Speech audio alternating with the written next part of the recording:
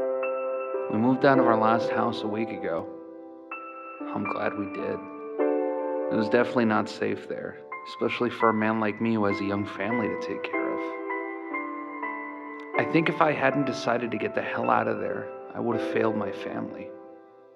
And I'd probably have lost them too, eventually. There was nothing obviously wrong with the house, actually. I suppose it was just a regular detached family home in a suburban neighborhood. I think the first thing that struck me as off about it is the fact that all the houses on the street had been built sometime in the 1980s. The odd bit about that is the fact that nobody had actually lived there. In almost 3.5 decades, nobody had ever lived in that house. But what could be wrong with that? It didn't ring any alarm bells apart from the normal sort, like, does the electricity still work? And is the boiler outdated? On top of that, we had to check if there were any pests or squatters. Nope, nothing there. The house was well built and hadn't let anything in. So it seemed, at least. Once we were settled in, we were actually very happy there. I think, although I find it hard to believe now, we wanted the house to be our home for a good long time. Bizarrely, it just felt so perfect and right, when actually there was something very deeply inherently wrong about the place. The tension began on one typical gray London morning. My wife was going to drop off her 4-year-old boy at school, which usually takes about an hour and a half. It's the oddest thing. As soon as she shut the door behind her and I was alone, I became aware of a feeling that I hadn't felt before.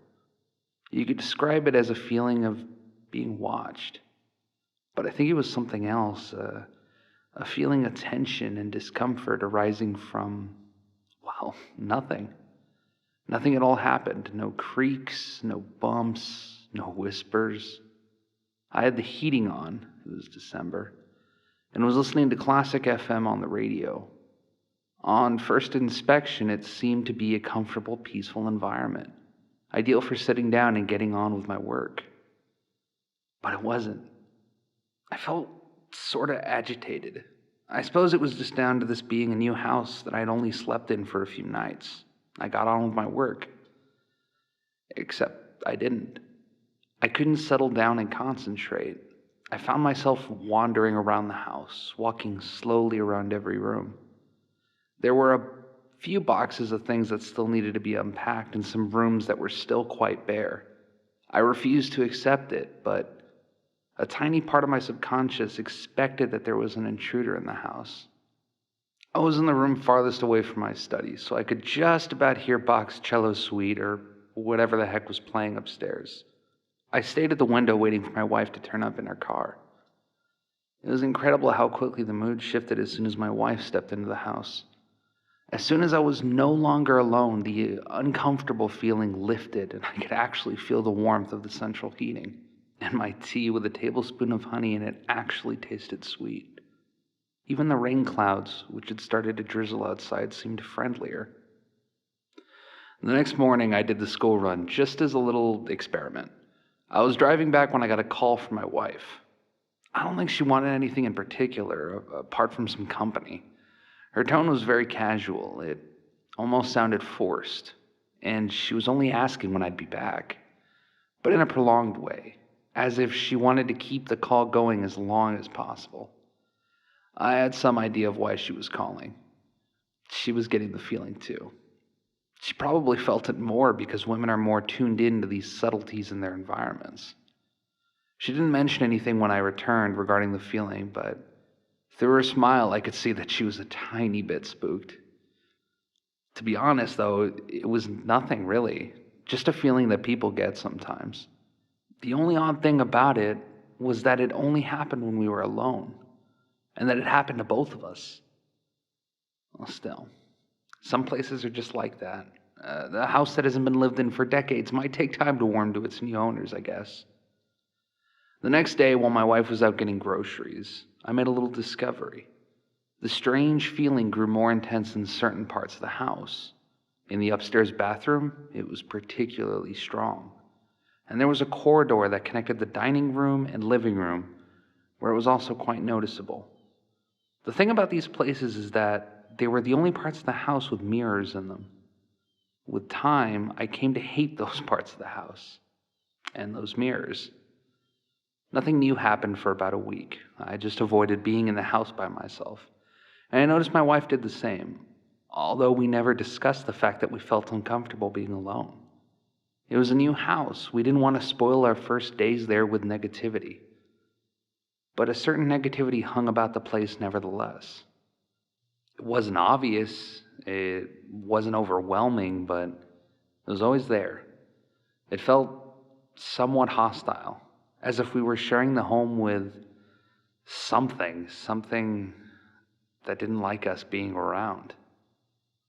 I read up online while my wife wasn't looking that some places just have what they call negative energy.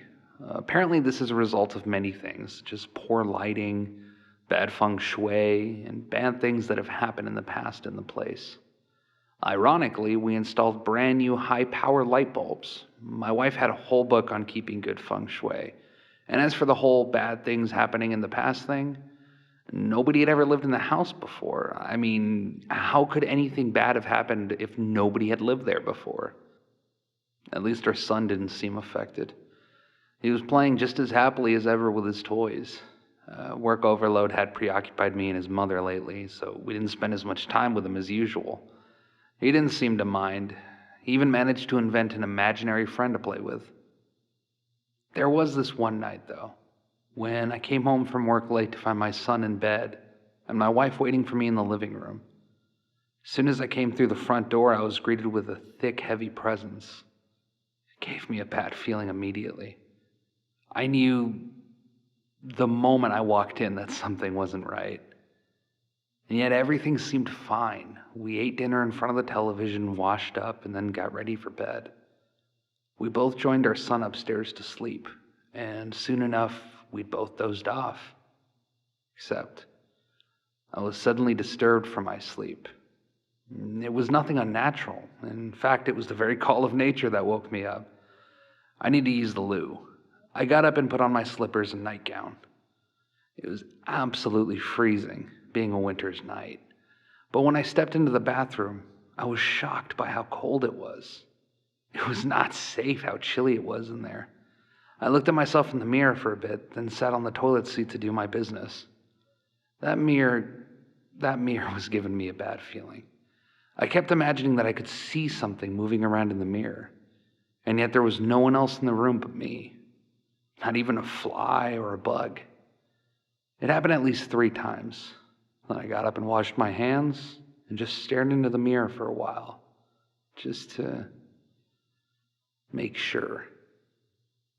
It eventually made me really uneasy, so I hurried back to bed and actually found myself hiding my face under the covers. I think I saw something moving in the mirror again the next night, and the next. I think I even saw a face in the downstairs hallway mirror as I walked past, for a split second. Of course, I knew it was only my imagination. Definitely just a side effect of all the negative energy in this place. It was getting more irritating than frightening, so I decided to ring up one of those priests.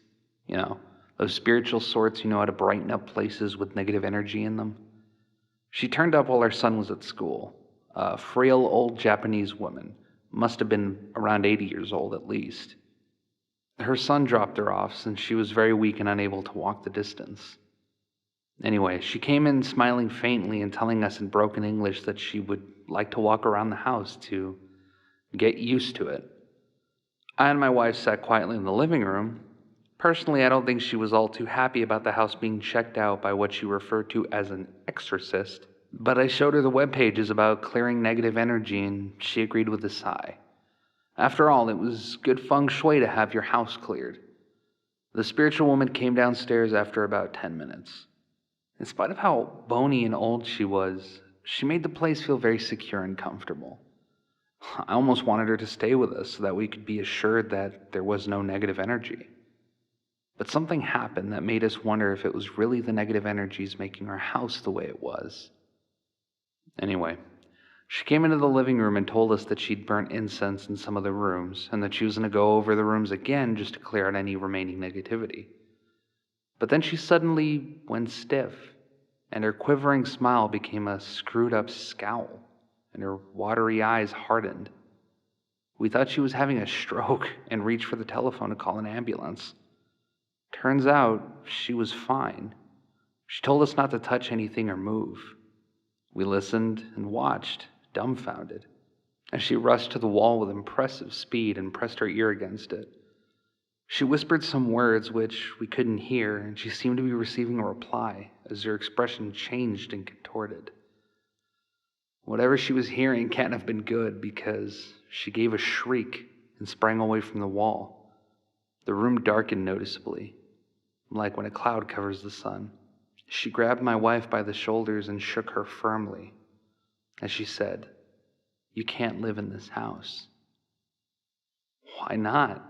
I asked as my wife was too taken aback to reply. "There's a man in the wall," she shrieked. "There's a man living in the walls.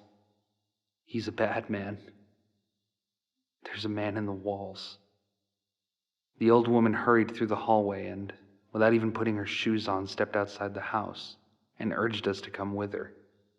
She called her son to pick her up on a little Nokia phone and refused to step back inside, even though she needed to sit down because of her age. I brought a chair outside for her and brought her shoes out too. We waited with her outside, and I can swear that when I went inside to fetch the chair, I was not the only one in that house. I cursed the old woman for making me so nervous. I was hearing whispers all over the house now. Her son picked her up, and when he saw her in a nervous state, he gave me and my wife an unfriendly look before driving away. That had gone badly. We would have gotten mad at each other had it not been for what the old woman had said.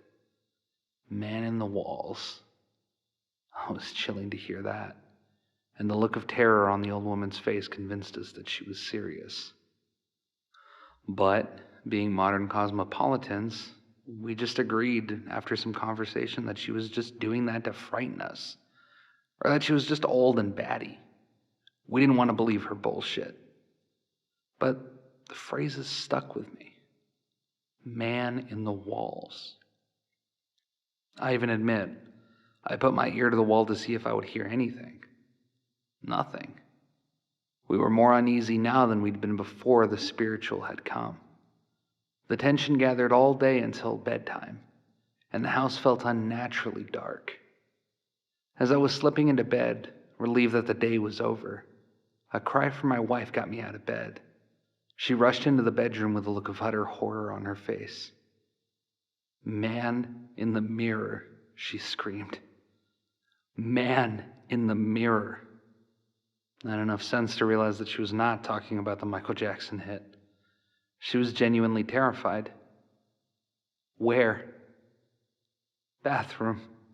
I saw it, I tell you. I believe you. I believe you."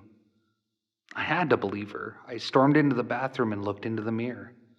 It's just a normal reflection. There's nothing there. I stood there for a while and began to cry. What's wrong with this place? Man in the wall? Tell me, is there a man in the wall? No, there isn't. My wife comforted me. It was my imagination, I'll bet you. It's that damned old woman coming in here and telling us all this mumbo-jumbo about man in the walls. It's nothing at all. Then what the hell have I been seeing? This place feels wrong, just wrong. Nothing. Don't worry, there's nothing here. There can't be. Let's just get some sleep. That's what you need, sleep. I was too tired to carry on with this. I forced myself to believe that there was nothing funny going on. I didn't convince myself. We went to bed, and I was about to turn out the lights when my wife told me something that made me shudder. "You know, Daniel has been saying some weird things lately," she said. "Like what?"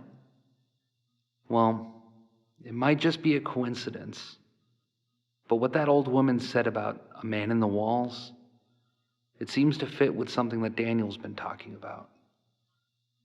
Really? Do you know anything about his imaginary friend? I chuckled. Well, I know that Daniel spends an awful lot of time with it. What does he call it again? Wallman. Oh, yeah. I realized just then the creepy connection. Wallman. Daniel's been saying things about his friend. He told me the other day that he's got a round face with black eyes and a big smile. And he's really thin so he can fit in the wall. I found it cute at the time, but now, I don't know. I got the biggest chill I had in a long time. Well, there's more. We were in the park, just me and him. Nobody else was there. I asked him if he wanted to invite Wallman for a picnic. He said he couldn't. He told me that Wallman is only in our house and never leaves. That one made me laugh a bit when he told it to me, but then he gave me this serious, worried look and said, "Don't laugh, Mommy. Wallman doesn't like you and Daddy. He hates you. He says he only likes me." I shuddered and took a deep breath. The air suddenly felt colder, more hostile. "You know," I said to my wife after a period of silence, "I really do think we should move out. I don't know if it's just a bad feeling I get about this place, or if that old Japanese woman was right. This stuff is creeping me the hell out. I don't think I can sleep now. I don't feel safe." Nevertheless, we both managed to sleep after a bit more conversation on where we could move to. I had dreams. They were mostly just plain random dreams, but one thing stuck out as different. In a dream, I came home to find the house empty. I called to see if anyone was home and turned on a few lights. I noticed very vividly that there was somebody standing in the living room. It was a man's figure, very lean and about the height of a child. He was facing away from me. I could tell, but the light wouldn't turn on in the room, so I couldn't see anymore. I think he was naked. In my dream, I called out, "Daniel," but I felt certain that this was not my son. I was scared of this figure in the living room. The dream ended there and I woke up. I blamed all the weird events. They were affecting my sleep. I managed to get some shut-eye after that. No dreams this time.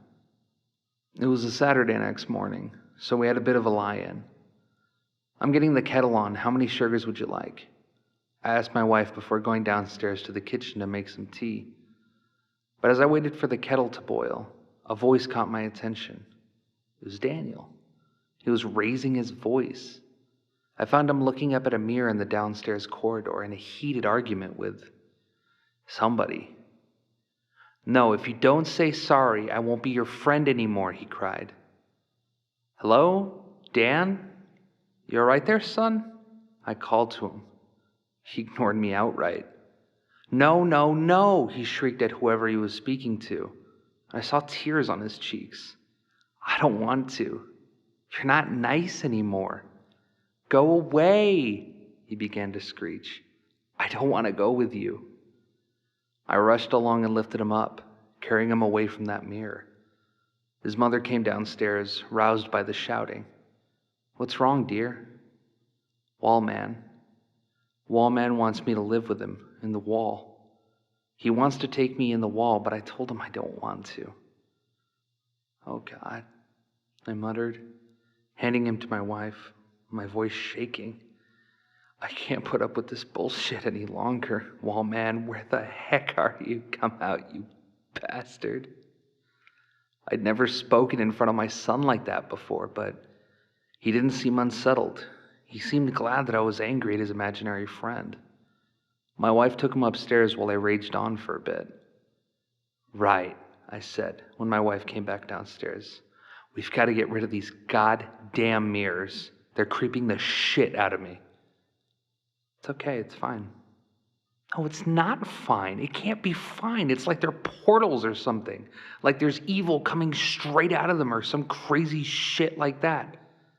Okay, okay. We need to stay calm, she assured me. Let's just get breakfast sorted and we'll see how things go. We had breakfast in silence, and after a while it all seemed okay. And then something happened that was amazing. Nothing. Nothing at all. There wasn't even a weird feeling of anxiety anymore. It felt like how a normal home should. Weirder still, the next day was fine too, and nothing dodgy took place overnight. We kept the mirrors. I hadn't been entirely serious about throwing them out. I'd just been stressed out. Then a whole week went by and it was Sunday again, without a single weird thing happening. Our house was beginning at last to feel like a home. We had less work, so we spent more time with Daniel, and he seemed to forget about his imaginary friend, which was actually a relief to us. That imaginary friend, it seemed like something else. It seemed wrong to be coming from the imagination of a 4-year-old. We thought everything was going to be fine, but then something made us think twice. Yellow mold had started to grow in circular patches around the house. The patches were the size of a football, and they gave off a rotten smell. We decided to leave it be for a while, but the patches turned up suddenly in more places. They were too ugly and stinky to stay. We called in a man to investigate and sort out the mold problem, and while he worked, the three of us paid a visit to my parents-in-law. We got a call from the man dealing with the mold at about 8 o'clock in the evening. He sounded troubled, and he told us to come home quickly. We were very agitated throughout the car journey, and when we saw the policeman standing around our home, my wife looked as though she would cry. A tall, fat policeman stopped us in our tracks as we made our way to the front door. "Stop right there, sir," he said. "I highly doubt you, and especially your wife, will want to see what's been found in your home. You ain't suspected, don't be afraid. But I'll tell you, friend, it's ghastly." He took off his hat and breathed out with disgust. "Mom, Dad, what's happening?"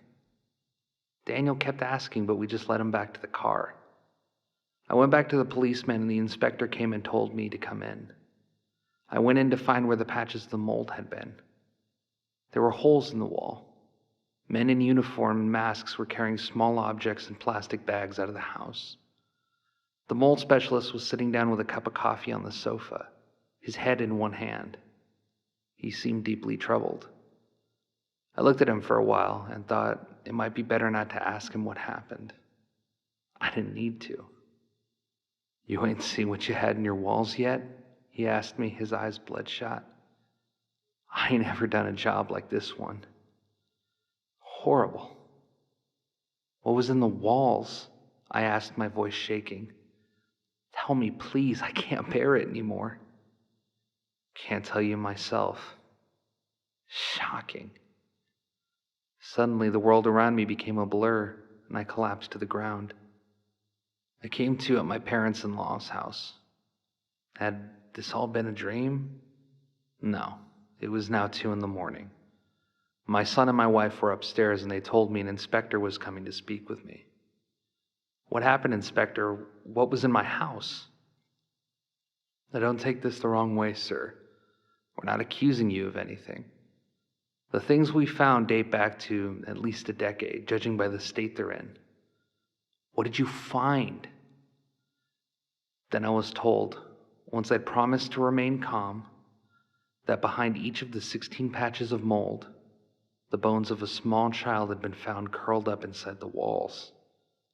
The children were all between the ages of 2 and 5, and were recognized as children that had gone missing in the area over the past 30 or so years. Now, hearing that shook me about as much as it would shake anybody in my position. There was something else in the walls of my house, something evil. And had things happened differently, it might have taken my son into the wall, like all those other children. I and my wife still haven't gotten over our experiences in that house. Although our son seems to be indifferent to the whole thing. He never got told about the children in the walls, and hopefully he'll never ask so we don't have to tell him. He never mentions his imaginary friend Wallman, and he seems happy enough in our new home, as do we all. I don't want to tempt fate or anything, but our new place seems just right. Nothing weird going on here. But one thing still bugs me, and I don't think it'll ever stop bugging me as long as I live. I still don't know what the heck was in our house. I refer to it as Wallman because the name just makes it seem less frightening, but I can't get over the fact that I have actually had contact with a paranormal entity. I'm guessing it's still there in that building. Fat chance anybody wants to buy that house now after the discovery made local headlines. There's one more thing. A few days after he made his dreadful discovery, the mole specialist arranged to meet me at my workplace. He seemed deeply concerned and told me he had something dead strange to show me. It was a picture he'd taken on his mobile phone on the day he'd been at our house. It was a picture of the mirror in the corridor.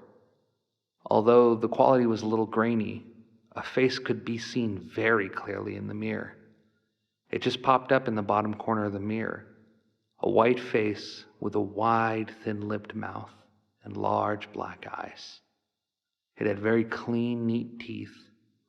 It didn't appear to have a nose or any hair. But perhaps it was just because of the quality of the image. But it was grinning broadly, and its eyes were wide open. The picture was taken from an angle so that the photographer could not be seen. Only the face and the rest of the room. But what scared me the most about the face was the fact that it was there. It was actually there. Real photographic evidence of something paranormal that had been in our home all the time. Saw the bastard in the mirror and I didn't know what the bloody heck it was. So I snapped a shot and ran out the house, the man explained to me. He seemed shaken. Now, I'm not sure why he showed that to me. Perhaps he was frightened and he just wanted to get it off his chest. Perhaps it was just fascinating or incredible to him. I don't care, really, because now that I've seen real photographical evidence, I won't stop thinking about it. I never truly actually believed in the paranormal until then. But now, I'm open-minded. I say my prayers before going to bed every night. I've started being superstitious and avoiding creepy places and walking under ladders and everything. I have one mirror in my home, in the bathroom, and I avoid it like the plague. Not to mention that I practice methods designed to keep my home free of negative energies. My wife likes that. After all, it is good feng shui. And sometimes, only sometimes, when I'm alone at home and it's quiet, I press my ear to the wall and listen carefully. Then I look into the mirror for a while, just to make sure nothing's there. Perhaps you should give it a go too. After all, some houses are strange and some houses have been there for a very long time. With enough time, I think things come to exist in empty places that shouldn't be allowed to exist. You may find that those walls that protect you from the elements every day are in fact home to something that you might need protection from. And as far as mirrors, I guess they're just like doors into the wall. They show you not only what's behind you, but what's behind them. Trust me, if you see any strange faces in the mirror, there's a possibility there could be something in your walls. Afraid? My advice? Just brush your teeth quickly.